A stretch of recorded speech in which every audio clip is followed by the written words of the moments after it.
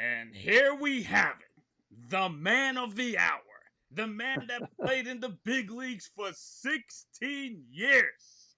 A 44th rounder that lasted 16 years in the big leagues. Two-time All-Star. Please welcome the man of the hour, Jason Isringhausen. How are you, baby? What's up, Eddie? How are you, buddy?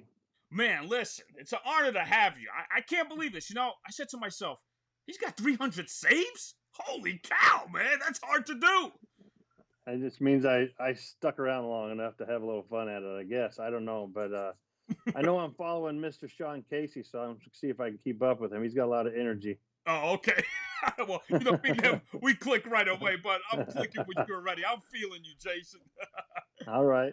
So, Jake, when you were a kid, were you the man in baseball? Like, when you were up, right, in Little League, were other parents and opposing kids are like, oh, no, he's up, he's going to kill us? I don't know. I mean, I had some pretty good players where we grew up, and I was always on like the step below the best set of teams. I never really took all this seriously when I was little. I mean, it was just for fun. I like playing. I'm an old country boy, so I like playing in the creek and fishing and things like that. And mom would say, "Hey, we gotta get ready for baseball," and I was like, "Okay, let's go do it." And it wasn't. We didn't have all this select baseball and stuff like that back then. So it was just, we played baseball in the summer. We went to school and we played whatever sport we could find. So you were just an ordinary kid, and whatever the schedule was, all right, let's do it. Simple as that. Yeah, it was like, I didn't have, we had no phones, nothing like that. So we didn't have any notifications, no schedules popping up or anything like that like we do today. Right. So it was just like mom would say, hey, get ready for baseball. You got practice, you got a game, and ride our bike up to the ballpark and play for a couple hours and ride our bike home.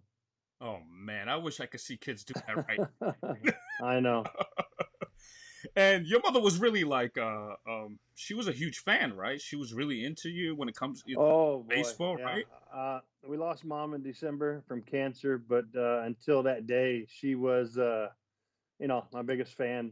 There for, I don't think she ever saw me pitch bad. I think she DVR'd every game, and if I pitched bad, she wouldn't watch it. So I don't think she ever saw me fail. So Mm. in her mind, I was pretty perfect. But I think a lot of mothers are that way.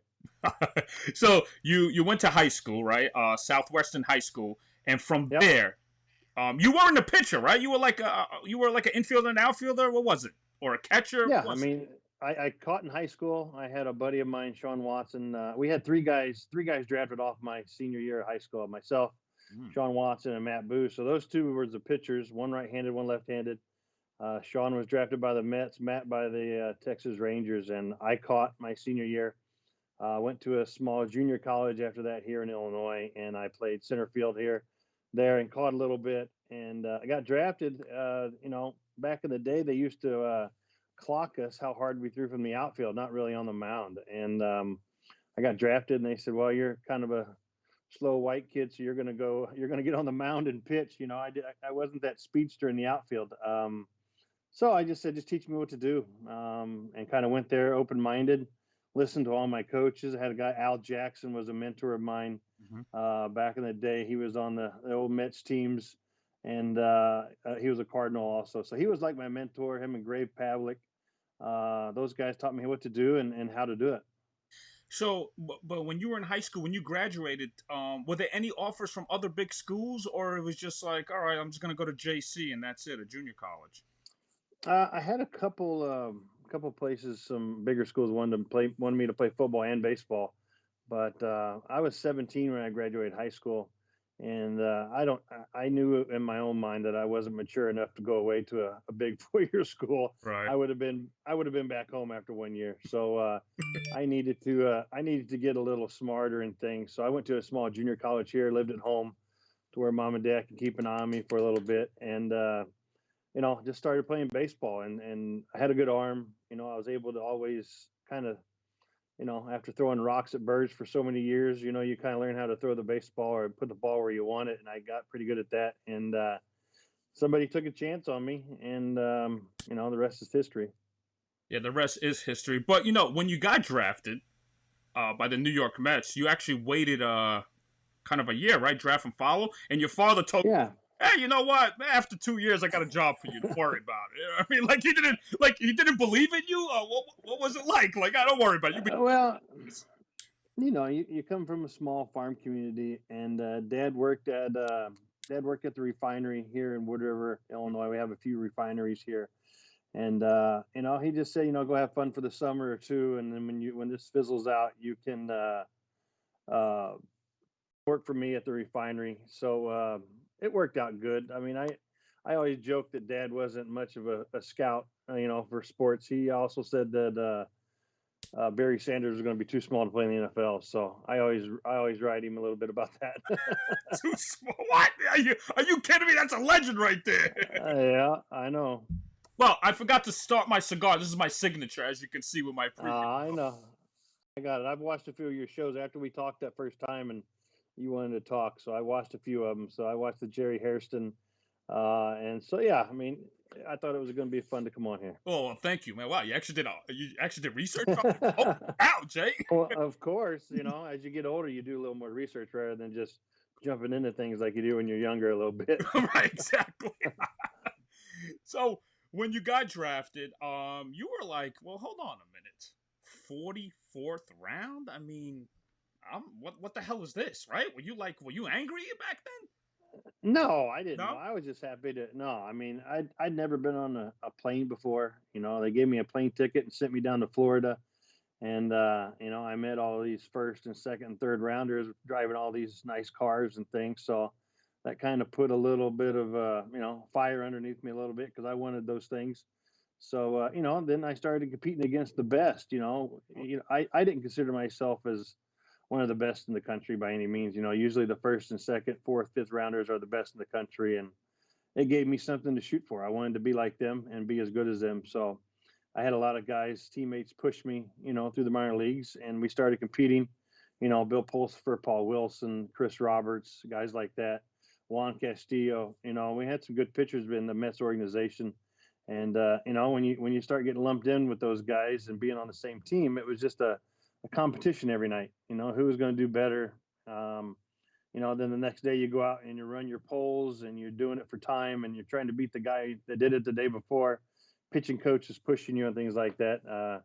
Randy Neiman was a pitching coach I had in AA, and now he's one of our roving instructors with the Cardinals. So I've been with him for since 1993. So we've been buddies, and now I get to work with him being a roving instructor for the Cardinals. It's been a lot of fun. But like you said, it's being a 44th rounder. I just had something to prove, not to myself, but to everybody that doubted me. But Jason, I'm not a statistician guy. I don't talk stats because I'm more of classic stories and moments, how you guys made it. And all. Yeah. But I'm gonna give you a stat. I'm gonna give a stat when it comes to my underdogs. First of all, I have two questions for you. My first question was, how much did you get paid for a 44th rounder? What was your signing bonus? I got $7,000. 7,000. Yeah. Unbelievable. What did you do with that? And I bought a car, and then I flew down to Florida. I bought an '85 Monte Carlo, and my dad drove it down to Florida for me, and then so I had my own car down there. Was it a used car? Oh yeah, I got drafted in '92, and it was an '85. So yeah, that's all the money I had. So I got down there and had to take care of my stuff. And like I said, guys are down there driving new Mustangs and Corvettes and Porsches and Ferraris and stuff like that. You see some of the big league guys back in the day when you get drafted. So yeah, I mean, it made me a little hungry for the I guess the so-called finer things in life. Mm-hmm. And I started pushing myself. And when this is your 24-hour job, it's just do your work and come home at night and get your rest. Maybe having a couple adult beverages now and then. But when it's time to go to the field, it's time to work. So you consider the adult beverages a root beer, right? Is that what you're saying? Of course, right. Yeah. The second half of that saying, right. Yes. Jason, when you're drafted in the 44th round, pretty much you can't afford to slump in the minor leagues, right? Because you're not a first rounder or a second rounder. You know what I mean? So, did you have a good minor league career? Were you like, okay, I know how to deliver. I know how to beat out expectations. I mean, there's no expectations. Like, whatever. He's a 44th rounder. We'll give him a shot, and that's it. You know? I got to Florida. They stuck me in the Florida Coast League, Gulf Coast League, which is, as anybody knows, that's the bottom of the barrel, here in the States. And it's hotter than you know what in Florida, in June and July and August. And somebody got hurt up in Kingsport, Tennessee, where the Mets A-ball team is. So they sent me up there, I think because I was a college kid. And so I went to Kingsport and pitched okay, did okay. And then the next year they sent me to Pittsfield, Massachusetts. And that before I went to Pittsfield, another pitching coach taught me that knuckle curve that I threw. And so I went home and started practicing with that and kind of figured it out a little bit and came back and went to Pittsfield and led the strikeouts. And so I became, a so-called prospect then. And, and from there on, it was just, I started moving up the ladder pretty quick. I was in the minor league for 3.5 years before I got to the big leagues. And, once I learned that knuckle curve, things kind of took off for me. I mean, I went to Binghamton, New York in AA, and we ended up winning the championship there that year. And Pulsipher threw the no-hitter in the championship game, against Harrisburg, the Expos back in the day. So yeah, I mean, it's it's just a progress. It's what we do hopefully with young minor league guys. You get them and you try to teach them a few things here and there, and then you see where it takes them. And I took off and it went pretty quick for me. Oh yeah, yes it did. Now here's a stat one I want to tell you. Okay, check this out. Okay. So when you got drafted, it was a '91 draft, right? Yeah. So I got drafted after my freshman year of college. Yes. So check this out. Like you said, draft and follow. Yeah. So 1,600 players were selected that year. 1,600 players. All right. Listen to this. 1,600. You were 1,157th pick from the 24th round. All right. But listen to this. From 1157 to 1,600. Okay. Guess how many guys made it to the big leagues? That played more than 10 years. Maybe one. 3. Who were they? It was Todd Walker is in between 9 or 10 years, but it was just you at 16 and Ibanez 19.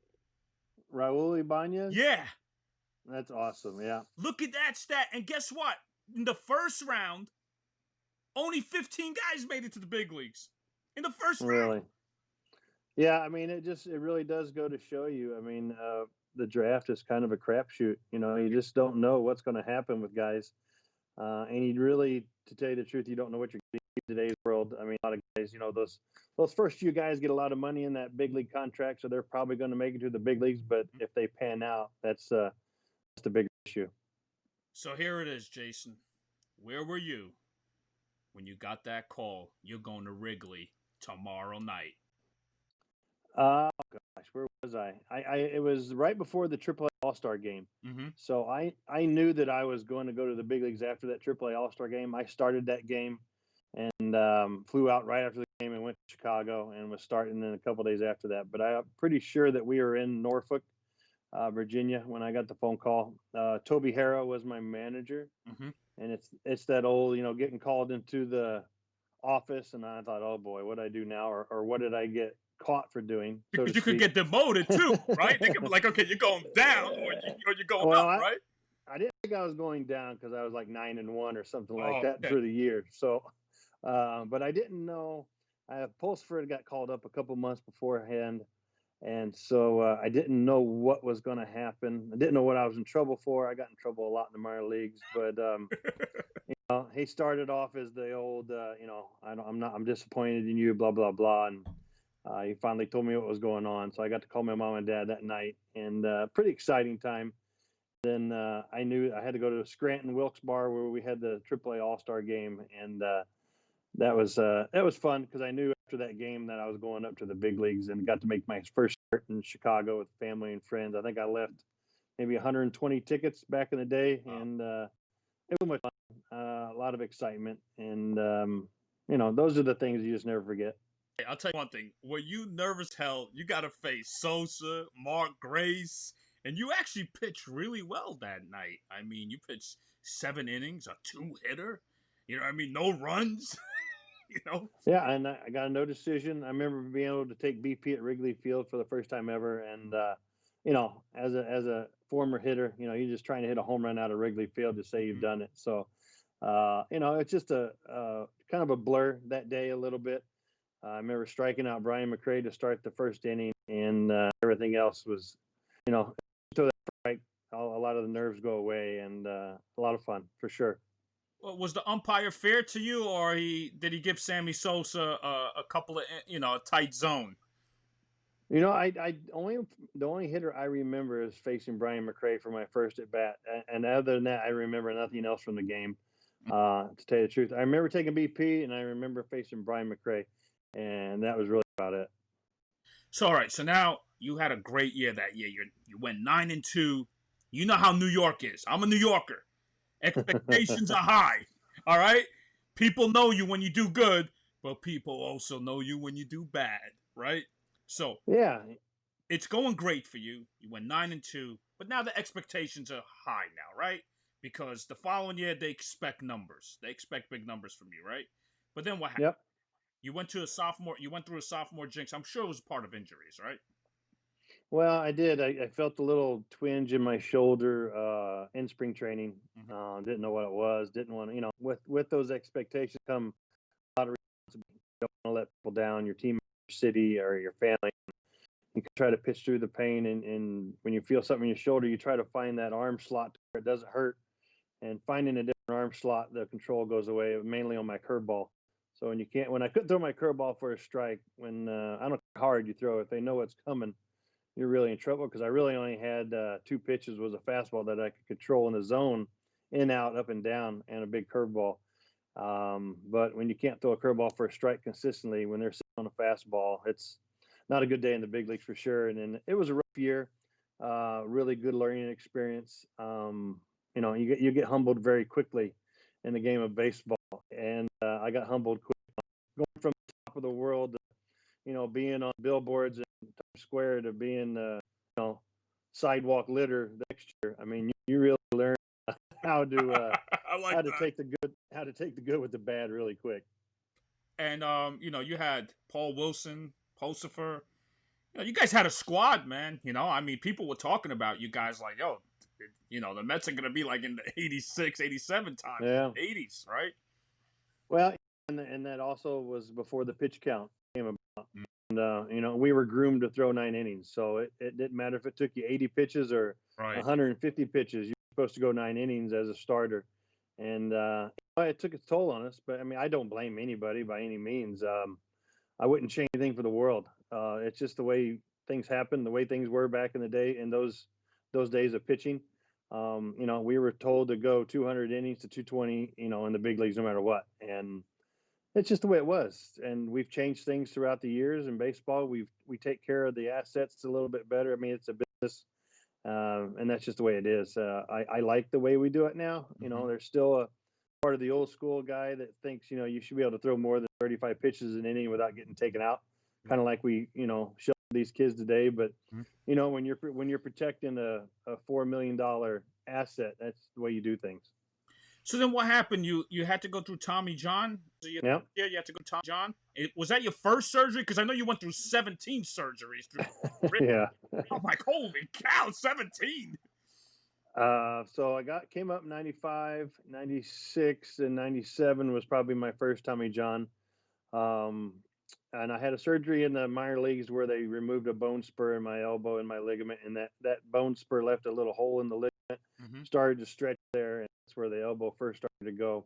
But after that first Tommy John, I mean, it lasted 11 years before I needed another one. And so once I was coming back from that first Tommy John, a little bit, starting, tore some tissue, they moved me to the bullpen as a guy, and, and then Billy Bean out in Oakland saw something in me, and traded for me to make me a closer out in Oakland. And I owe Billy Bean a lot for that, and Steve Phillips for trading me to an opportunity. They talked about me closing in New York, but when you have John Franco in front of you and Armando Benitez, I mean, that's I was put on the back burner, and got my first save, a 3-inning save out of the bullpen. And I got traded away. You kind of feel like a team gave up on you, but they really gave me an opportunity to flourish in a new role, and I loved it. I took to it and had a blast doing it for the next 11 years. Oh yes, you did. I think that was your. That's. Do you think that saved your career, Jay? What do you think? Oh, by all means. Yeah. I because I was the one that was a little, I guess you could say, uh, a little distracted at times, Mm-hmm. and with this way, I was able to pitch in every game, and it really made me focus a little more on my career. Still was able to have some fun playing Major League Baseball, but when you have the opportunity to come to the field every day and play, you stay locked in a little bit more. So Jay, your schedule, right? I mean, you're not performing until the end of the night. So Yeah. you show up at the park at 3:45, right? Let's say for stretching and all that. You take BP. The game starts. You're in the bullpen. What do you guys talk about in the bullpen? I mean, like think about it. It's like 6 innings. I mean, can you really focus on the game? Well, once I got the job as the closer in Oakland, I mean, things changed for me. I mean, I wouldn't go down to the bullpen to like the fifth inning. So it was the first 2 innings in the dugout watching the game, Mm-hmm. kind of getting the feel for everything. And then you go inside and you take your shower and you go in the training room, get stretched out, get your, the Bengay or whatever rubbed on your body. And then you go out to the bullpen the fifth inning and you have a few innings to kind of BS with the guys, try everything under the sun, Right. play a few games here and there. And then come the seventh inning, you really have to look at the scoreboard and kind of figure out who you might be facing and go over the scouting report. And then you start stretching in the eighth, and what the game's going to, what's going to happen. When the game's going to be on the line, and Oh, start getting the mental side prepared. And, at the end of the eighth inning, it's time to get up and get going. The phone doesn't need to ring. You know what your job is, mm-hmm. and get ready to go, and then do it again the next day. So I was a really a routine oriented guy. I knew if I did my routine correctly throughout the day, I was prepared to pitch. Now, once that ball left my hand and things happen I mean, can't control everything. Mm-hmm. So, just good thing, get ready to go the next day, have a short term memory. And that's pretty much how I lived my life for, the last 3 quarters of my career. Jason, well, people don't realize, I'm a diehard baseball fan. I'm not an ordinary fan, but it's you got to focus so much. I mean, that one walk could blow a save. Yeah. That one pitch could blow a save, even if it's the number 8 hitter coming up. You know what I mean? So, talk to me about that. When you get on that mound, you have one job. You got the rock in your hand. You get the last 3 outs. And I always tell people the hardest thing to do in baseball is to get the last 3 outs, especially in a playoff game. Yeah. I think the main thing is that as a closer, you seventh, sixth, seventh, eighth, ninth, or sixth, seventh, and eighth. You can always turn around, look down the bullpen, and you have a safety net down there. Somebody that might be able to come out of there with, to bail you out if things aren't going well. But as a ninth inning guy, when you get nobody out and you get 2 guys on, you look down there and nobody's warming up. You got to buckle down and really, really do your job. And you got to be ready to go from the number one pitch. You're not a starter. You can't go out there and get through the first inning, maybe giving up 2 runs, and then get locked in for the rest of the game. I mean, Right. You got to be locked in from the first pitch. And I think that was the hardest thing for me between starting and closing, was being locked in from the first pitch when I left the bullpen. So it was mainly get that fastball working in the bullpen, so I knew where I was throwing it, and everything else would take care of itself. But knowing that there's not a safety net behind you is, I look at like a field goal kicker. I think that's probably the hardest job in sports. Yeah, I agree with that. Because you're getting iced. You got guys taking timeout trying to ice you and getting ready to go and calling timeout as you're walking up to kick the ball. I mean, that would be nerve wracking to me. And, but I wouldn't change anything. I loved it. The adrenaline was the most. That's what I miss now. Not now I'm not playing. Is I miss the guys and I miss the competition, the adrenaline, and that's really. I mean, that's something you can never replace. And when you came in '99, did you guys make October '99? Because I know you made it in 2000 and 2001. Did you guys make it in '99?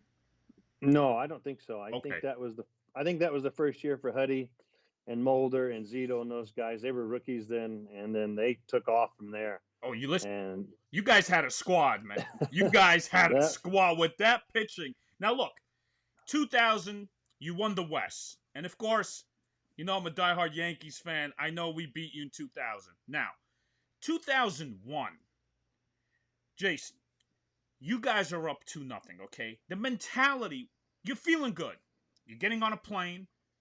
Did Art Howe warn you guys, hey, it's not over yet. We still got to win one more. Right? I mean, you guys are feeling good. Look, I'll give you the highlight right here. Here's the highlight right here. I don't see it. Well, no, this is you when you close it right here. 2 out. Oh, They were okay. on with You're nobody up out. 2-0 right here. You get the last out. Rose just pops it up. Look at you, Oakland, and all it may emotional end with that way. joy, which is great. On the right side of the infield, and the A's are going home. You're like, 2 games okay, to none. it's 2-0. You're getting on a plane. All right? You're like, okay, we're in good hands now. After losing Right? the division. So, Yeah. all of a sudden, like, did Art Howe warn you guys about, like, listen, these are the Yankees. Calm down. We still got to win one more. Even though your momentum was going your way, man. Well, I'm going to tell you the story here. It was with Game 3 in Oakland. Mm-hmm. We take BP, and we're done with BP. I go down and I sit in the dugout, and I'm kind of watching their BP. Mm-hmm. And now this is no knock on Chavi or anything like that, but you know they're doing the interviews. They call Eric Chavez in to do the interview, so they're putting the interviews up on the big screen during the Yankees BP. And Chavi's talking about it's time for the changing of the guard, so to speak, the young guys. Mm-hmm. And the Yankees BP just stopped, and everybody was watching that interview, and I was like, oh no. And I think that was the game that Zito threw a one-hitter, I think, and Posada hit the home run. And then Jeter got you guys with the flip. Yeah, with the flip. I mean, that 1-0 game, Zito threw a great game. One hit, Posada hit the home run right on top of the scoreboard in left field. And then Jeter did his immaculate flip or whatever. And then it was like, everything kind of flipped. The momentum changed, and then when we knew we had to go back to back to New York, it was like, oh no. I mean, it was just all hands on deck, and we couldn't stop them. I mean, they got on a roll, and as you know, in the playoffs, you get into a hot team, it doesn't matter what their record was. I mean, you just couldn't stop them. I'll tell you, I mean, you guys had a squad offensively. You know, the pitching. Oh gosh, yeah. You had a World Series team right there. I mean, you had 3 studs, pitchers. We had you as a closer. Then you had Giambi hitting bombs, Chavez hitting bombs. Was Tejada on that team too, the shortstop? Oh, yeah. We had Giambi, Velarde, Tejada, Chavez, Jermaine Dye, Johnny Damon, and Ben Grieve. And Ramon Hernandez was catching, him and A.J. Hinch. Mm-hmm. We had an unbelievable team. I mean, but you know, every time we ran into the Yankees, we just couldn't get by them. Well, you know, of course, I was rooting against you guys. You know that. Yeah, that's fine. I get it totally. Yeah. So, okay, you got eliminated in the first round, and then you get a phone call from your dream team, the team that you always said, I would love to play for them. But there was another situation there. I think the Texas Rangers. You were about to sign with the Rangers. Is that true? Yeah. Yeah. I mean, I went down and had dinner with Mr. Hicks, was the owner then. Mm-hmm. We went down and had dinner with them, my wife and my agent, and we were signed with the Rangers. 2 sisters that lived down in Dallas. Mm-hmm. So I was going to go down there and be with my family. Mom and Dad would probably have came down a lot from here to watch the games. And I leave the house that morning, and I tell Lori, hey, we're signing with the Rangers later today, and I go golfing. And while we're golfing, Mr. DeWitt gave me a call, the owner of the Cardinals, and just said, what's it going to get you to tomorrow? And that was really the first dialogue that I had with the Cardinals. And I didn't care what he offered. I was going to go play for the Cardinals, but we hadn't even talked to him. And so I was like, well, son of a gun, I don't know what to do because I want to be a Cardinal, but I guess they don't want me. And then out of nowhere, Mr. DeWitt called and said, what's it going to cost? And, you know, me, I didn't know. I was like, $1 million, just trying to be jokingly. He's like, okay, done. And I was like, oh no, what'd I just do? So then I had to call my agent and say, hey, you're going to have to call the Rangers and tell them that we're signing with the Cardinals. I mean, that was just the way it was. I didn't care if Mr. DeWitt would offer me less money. Mm-hmm. I wanted to be a Cardinal so bad. My family, friends, my late grandmother, great grandmother, everybody was diehard Cardinals fans, and I grew up watching these guys, and to be able to put that birds on the bat was a dream come true.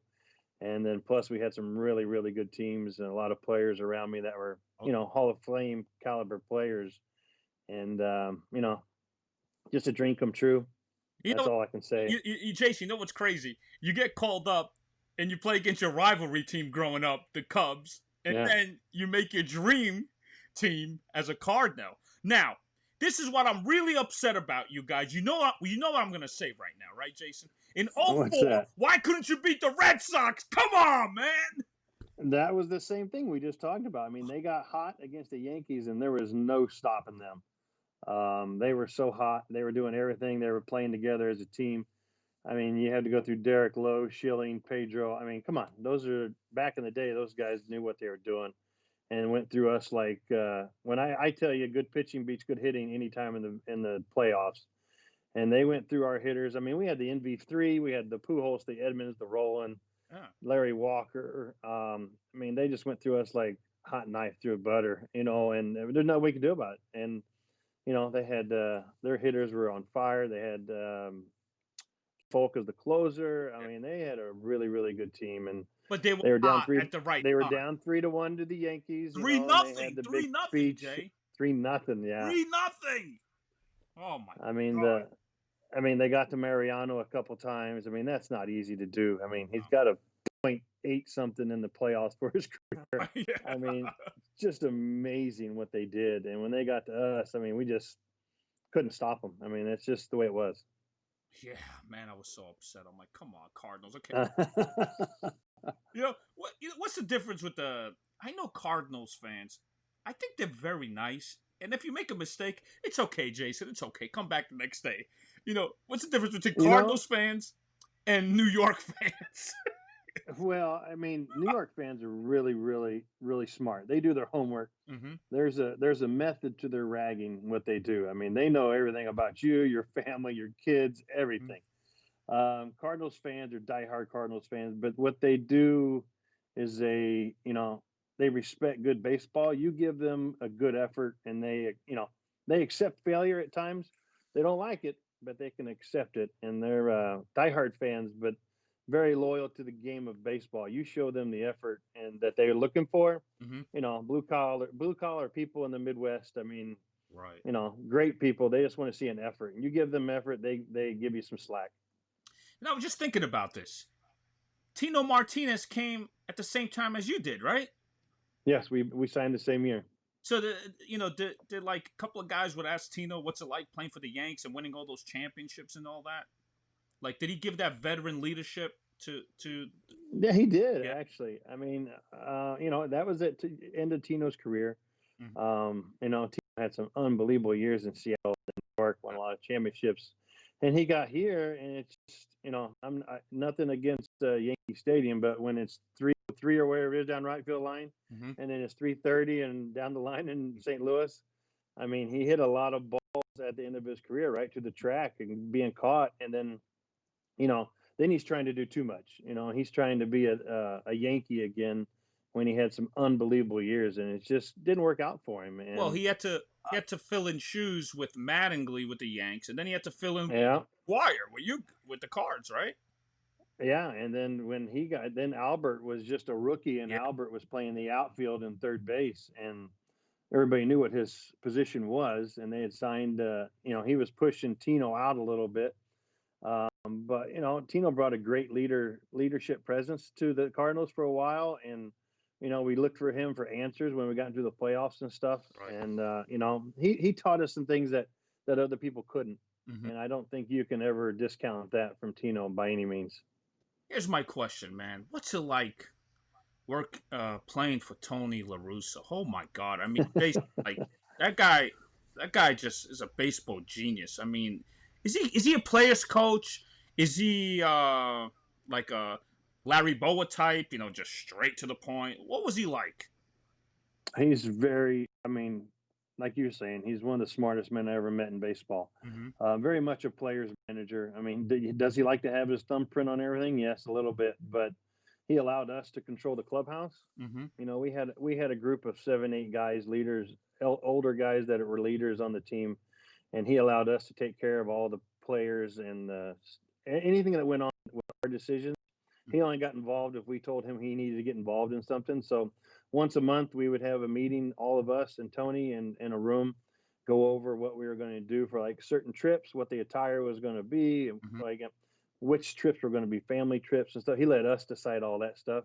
He was a big family man. He allowed the kids to come to the ballpark and hang out before the games. After the games, if we lost, the kids had to stay out of the clubhouse. If we won, they could come in and enjoy it with the team. Very businesslike. I mean, I went from Oakland to where it was like a college atmosphere to St. Louis where it was very business oriented. And you know, you asked Tony how he was doing, and he would always say, well, "I'll let you know at 10:30 after the game." You know, I mean, he was very intense, very smart. I think what did get Tony in trouble was he thought too far ahead in the game, and he would forget something like in the 5th and 6th inning because he was thinking ahead to the 8th and 9th.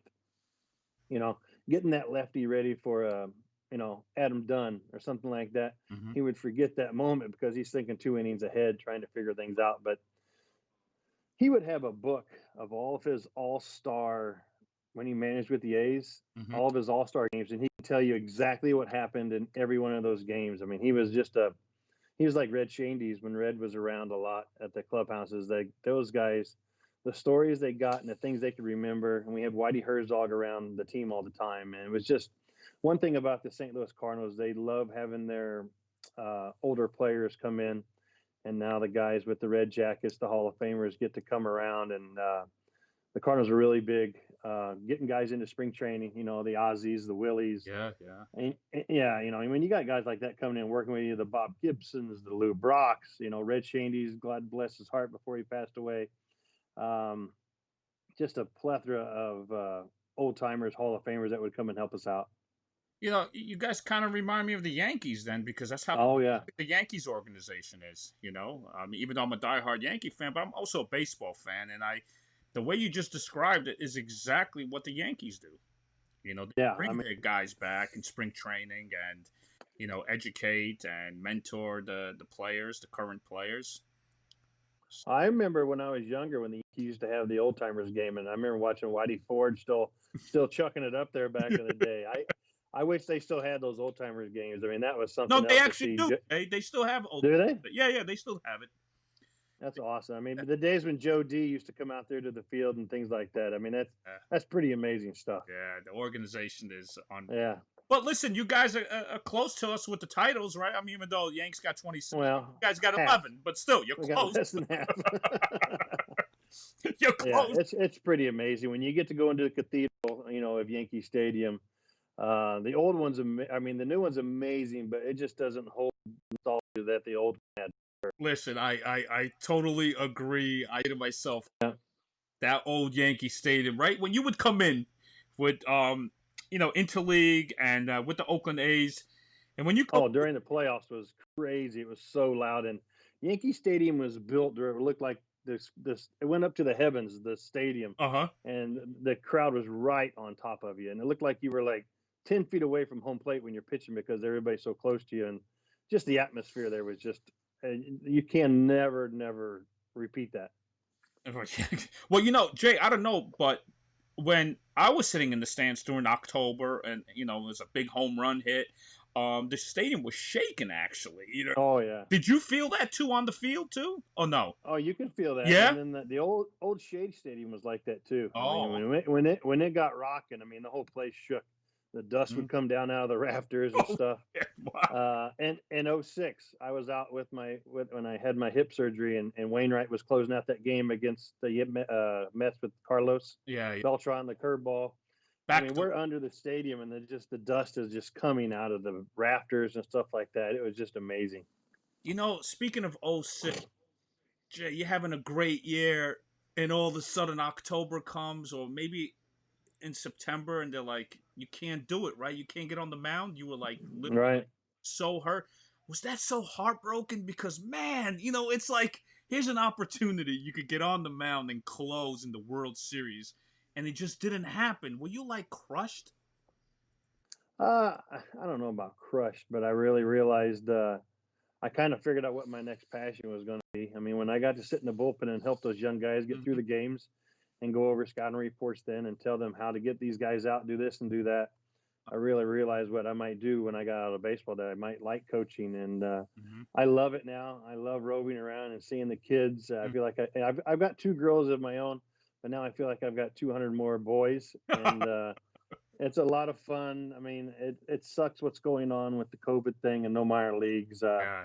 The kids are calling me and asking me questions and things, and it's hard to explain to them what's going on. But sometimes everything happens for a reason. Some of these guys get an extra year of rest, and Right. it's not easy going 140 games, 160 games every season. And I'm just trying them to keep their heads up, keep working hard, stay in shape. Don't let this affect you to get out of shape and be ready to go. It gives you another extra year of work to come into spring training next year and be ready to go. Exactly. Jay, talk to me about Jim Edmonds. How many saves did he save you? Because this guy's a beast, man. He was one of my favorite center fielders, man. He would just catch him like it was nothing. But you're on the mound, let's say, and there's a shot, and you're like, oh no, here it goes. And the next thing you know, Edmonds is there, full dive, you know what I mean, all out, catches the ball. And you're like, thank you, Lord. How many times do you think he saved you? Well, I know one time for sure in Cincinnati, he robbed Jason Larussa of a home run, and he did it the night before to Adam Dunn. It's just Jimmy played such a shallow center field, and so a lot of those bloops that were always falling in the gaps, he was always diving for because he could get to them more than other people could because he played such a shallow center field. When I pitched, I liked all my outfielders playing shallow because I told them if I give up one off the wall, I don't expect you to catch it anyway, but I wanted all those dinkers to be caught, those off the ends of the bat or the jam shots. And Jimmy was the best at getting jumped. Jimmy was never the fastest center fielder in the world by any means, but Jimmy was probably one of the smartest guys with great eyesight. He could see the signs that Matheny or Molina were giving, so he knew what pitch was coming. And if we knew, and he knew what we were throwing, so he knew what would happen more than likely if we threw the pitch where we wanted. And so Jimmy was already starting to go that way. So a cutter down and away to a righty, he's already cheating towards right field for that blooper over the second baseman's head. And just a smart player, did everything the right way. Even from his days in Anaheim, where you see the over-the-shoulder diving out catch, one of the best ever, to the ones he made in the World Series against the Tigers. I mean, he's just amazing guy, Gold Glove caliber, as we know. I mean, 8 or 9 Gold Gloves, and hopefully one day, I mean, he gets into hopefully the veterans can vote him into the Hall of Fame, because I don't remember a center fielder as good defensively as Jim Edmonds ever. Oh my God, he could track it down, man. He would make a lot of top sports center plays, a top 10. Oh, he was there, man. I was like, yo, look at this guy, man. I appreciated guys like Edmonds. He didn't have wheels, but man, he could read the ball off the bat so well, man. I was like, damn, look at this guy, man. Yeah, he was always 3 or 4 steps heading in the right direction before the ball was even hit. So he just was an amazing guy, amazing outfielder, just so smart. What time would Albert Pujols come to the park on a daily basis? Like, what would you learn about this guy, man? Well, he's got that nickname, the Machine, for a reason. I mean, the man. He was a rookie the year before I got there. He was a rookie, so we had our lockers next to each other when I got there as a free agent, and I had the same locker my whole career there. Then he moved around and went to the big boy part of the clubhouse, and just to watch him go about his job every day was, you realize why he was so good at what he did. It was just he worked amazing time. And well, the thing of it is, he didn't work a lot. He worked smart, because your body just can't keep up with taking 1,000 swings a day. And he knew exactly what he needed to do with his swing. He knew exactly what the pitchers were going to do to him by watching video. And, you might strike him out the first at bat, but he'd always come in the dugout and say, don't you worry, I get this guy, because he was waiting for that one pitch. And when that guy threw that one pitch, Albert was good enough where he didn't miss it. Yeah. And he was, the one thing that I thought was amazing with Albert is the way he could hit a fastball inside. and keep his hands inside the ball to where it was going down left field line and it wouldn't hook foul. The ball would stay straight right down the line. And What? Yeah, that's equivalent. watching him do his thing, yeah, That's equivalent. it was just amazing. That's equivalent to Barry Bonds, man. I'm a huge fan of his. I don't care what people Yes. say about him, but he would throw when pitchers would throw him that inside fastball, and I'm talking about way inside. He would just keep that front shoulder in and just keep his hands in, and it would just go straight. It wouldn't go either left or right. It would just go straight. Yeah, I don't care what anybody says about Barry Bonds either. He was probably the most amazing hitter I'd ever seen. I mean, when you're walking 150 times, you get 1 or 2 pitches to hit a series, and he's hitting home runs off of them. He was locked in for a few years, and it was a lot of fun to watch. I had some success against Barry, like 1 for 15, but he did hit a home run off of me. So they just add my name to the list. That's fine. I mean, if you give up one, I'll give it up to Barry. Well, yeah, he's allowed, right? You know what's crazy, Jason? I had a conversation with Barry Bonds. We were at a Little League park for 2 hours talking about hitting. He loved me. This is what happened. I'll tell you the story. So we're at West LA Little League, and I guess his daughter's playing softball. And before the game, I'm wearing my Yankee jacket. It's chilly. You know how in LA gets a little cool at night. And he just gives me an urban hug. He thought I was one of the dads, but I wasn't, right? Yeah. So I was like, oh man, listen, you look familiar. I know you from somewhere. He goes, well, okay. I'm like, wait a minute. You're that guy, that lefty from Arizona State, right? Is that you? He's like, man, you New Yorkers know how to mess with me, don't you? I'm like, oh, come on, Barry. That was a good one, wasn't it? Yeah. Have a seat. Let's talk. So we were just bugging out, talking about hitting. And I said, listen, did you have problems against like guys like Randy Johnson, Norm Charlton, guys that threw hard with nasty sliders? He's like, no, those guys are easy. He said, John Candelaria and Jesse Orosco are my toughest guys. Oh, I'm sure. He says from a left-handed hitter and versus a left-handed pitcher, guys like that, you will see the ball go towards the first base dugout, and all of a sudden it's slicing on the outside corner, And he's like, those are the guys that were really hard to hit. Well, yeah, he had such quick hands. I mean, Yeah. You saw that in that World Series against Percival back in the day when Percy was throwing 100 miles an hour, and he hit that ball to the moon and back. I mean, that was just one of those things to watch him hit. I remember the first time going into Candlestick Park and watching him take BP. He was like calling his shots left field, center field, right field. He would just work it back and forth through the outfield and hit home runs into the upper deck and just keep spraying it around the field. I mean, it was just amazing to watch. Unbelievable. So after the 2006 World Series, where'd you guys party? That's what I want to know. Where'd you guys go out? We had a little bar here in St. Louis called Lafayette's, and everybody showed up there, and we were doing what you're doing, smoking cigars, and woke up the next day feeling like total what, because I felt like something had crapped in my mouth from all the cigars and the drinking and stuff. And but it was, those are the things you don't forget. You don't forget at the time. Remember in 2006 we traded for Mr. Weaver, Jeff Weaver.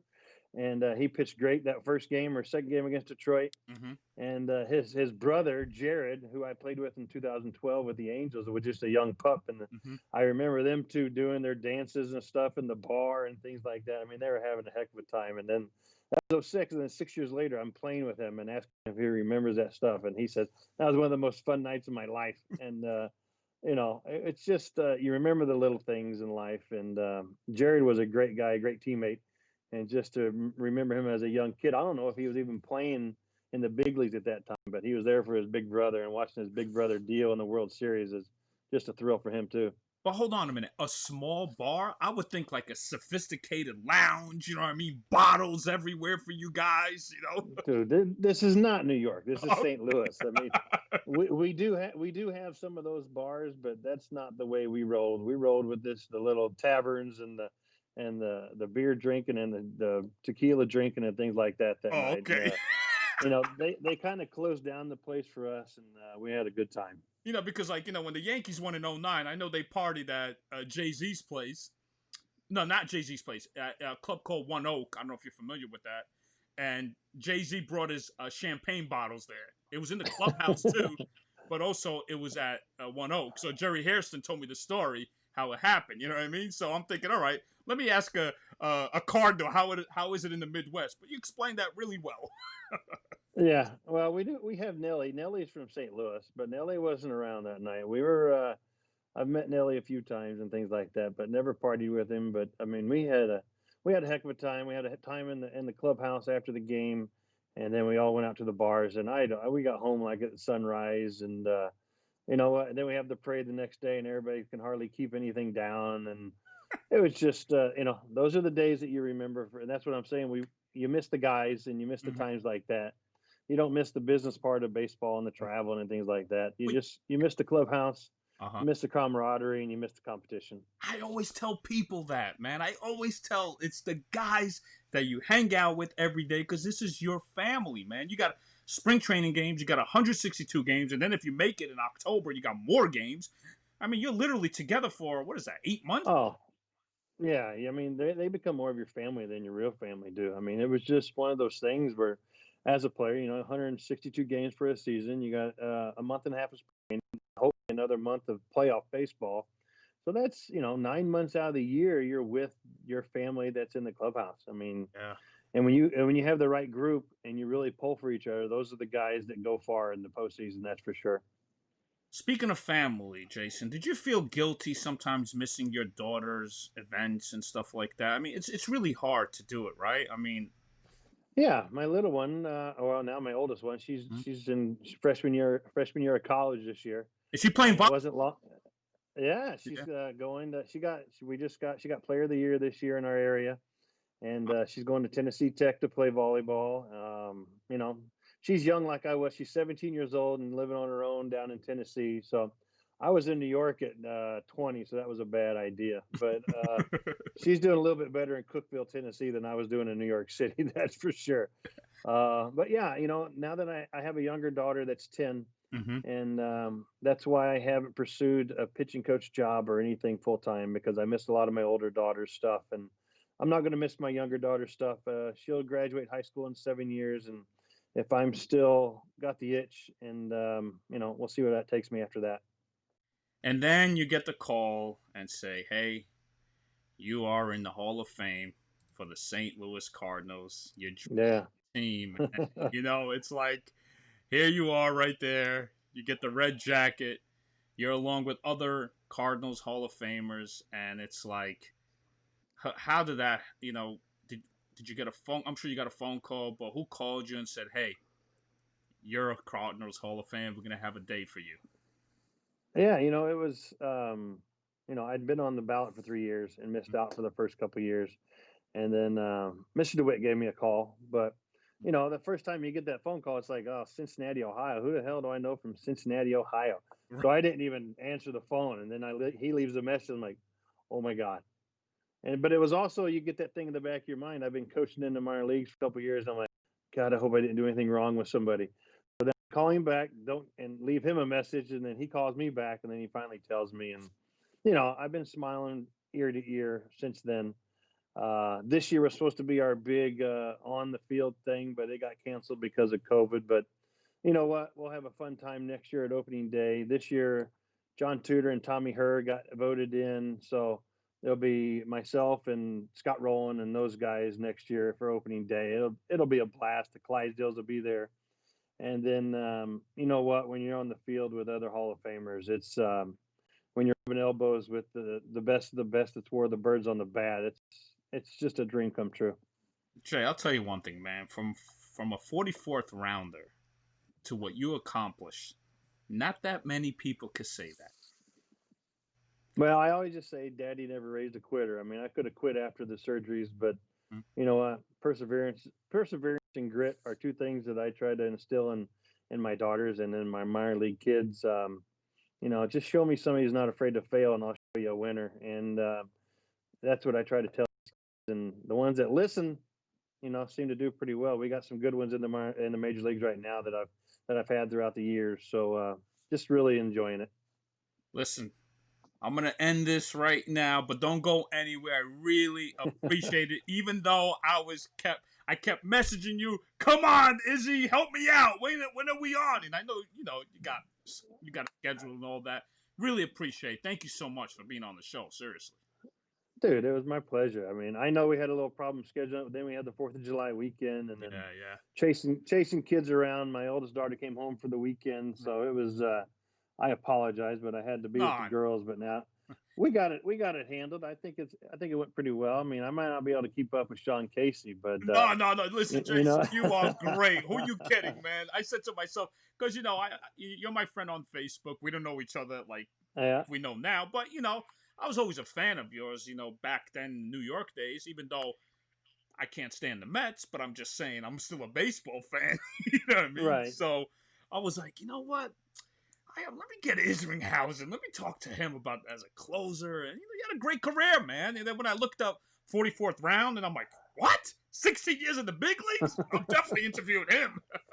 Well, nobody likes the evil empire of the Yankees, Well, but you know what? There's also that total respect for the Yankees too, for what they've done on the field. And I got to grow up playing against Derek Jeter and Posada and those guys and Andy Pett. It's just, when you get to call those guys like your cronies and you're in the same field as those guys, I mean, that's pretty special. And, oh, yeah. Derek doing his thing down in Miami now, if he get that turned around, but, he's got his true respect. And I use that saying, I use some of his sayings for my kids. And, I grew up playing against Derek in the minor leagues, and he was in Oneonta.